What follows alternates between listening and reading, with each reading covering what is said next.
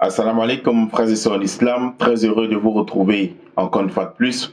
Aujourd'hui, Inch'Allah, on va parler de la solitude en quelque sorte. Parce que, figurez-vous que nous sommes venus seuls sur la terre.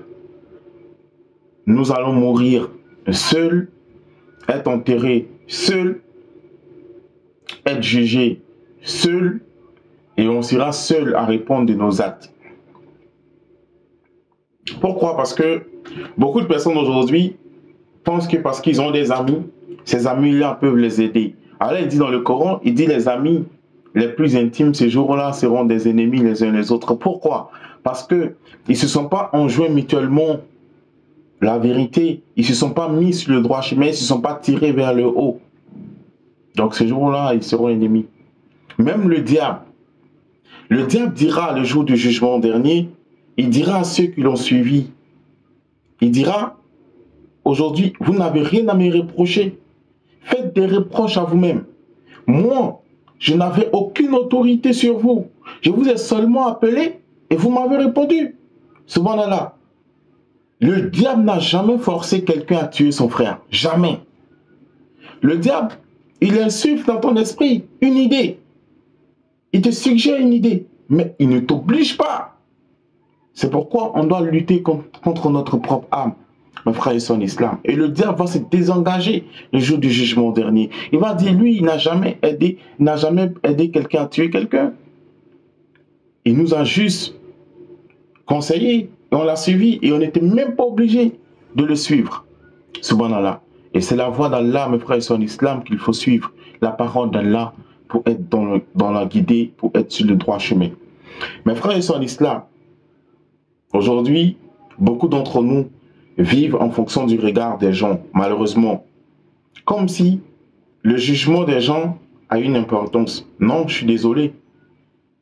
Les gens même qui te jugent sont eux-mêmes des parfaits imparfaits. Subhanallah. Le seul juge dont la justice est juste, c'est Allah. Et c'est Allah qui nous rassemblera et qui nous jugera. Donc le plus important, c'est le jugement d'Allah. Quand tu fais une chose, ne te dis pas tout de suite, que vont dire les gens? Non, dis-toi, que dira Allah? C'est ça le plus important. Et les musulmans, à chaque fois que tu veux poser un acte, tu ne te dis pas, est-ce que les gens vont aimer? Non, dis-toi, est-ce que Allah va aimer?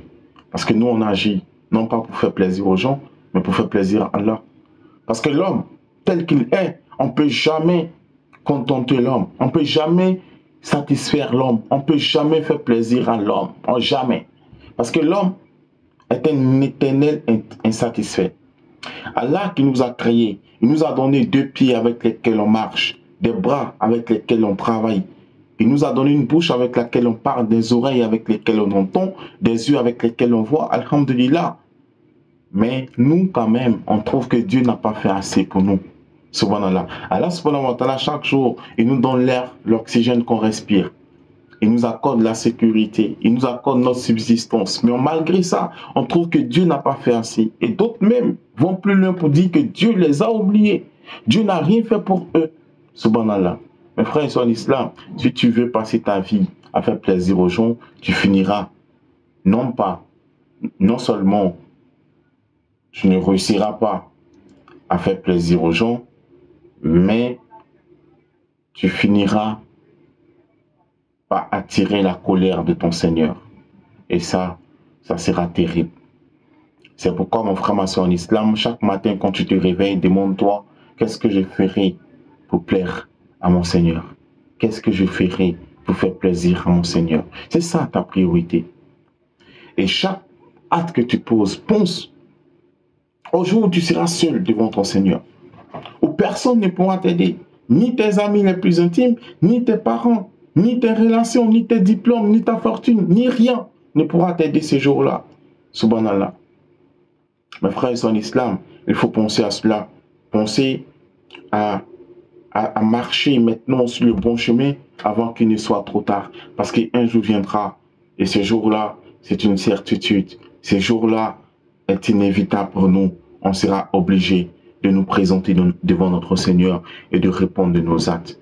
On sera seul à répondre de nos actes. Donc ne laissez personne avoir une influence sur vos décisions. Ne laissez personne décider de votre vie, de votre sort. Vous êtes le maître de votre destin. Vous êtes le maître de votre vie. Et votre vie vous appartient. Vos choix vous appartiennent. Et vous serez responsable de vos actes, responsable de vos paroles devant votre Seigneur. Tu ne diras pas non, c'est lui qui m'a poussé à faire ça, c'est elle qui m'a poussé à faire ci. Non. Allah t'a donné quelque chose qui est l'intelligence. Il t'a donné le discernement entre le bien et le mal. Donc, si quelqu'un te dit allons tuer, allons voler, tu n'es pas obligé de le suivre. Tu dis non, moi je ne vole pas, moi je ne triche pas, moi je ne tue pas, je ne désobéis pas, mon Seigneur. Tu es libre, subhanallah. Qu'Allah nous donne la bonne compréhension qui nous guide sans cesse sur le droit chemin. Assalamu alaikum.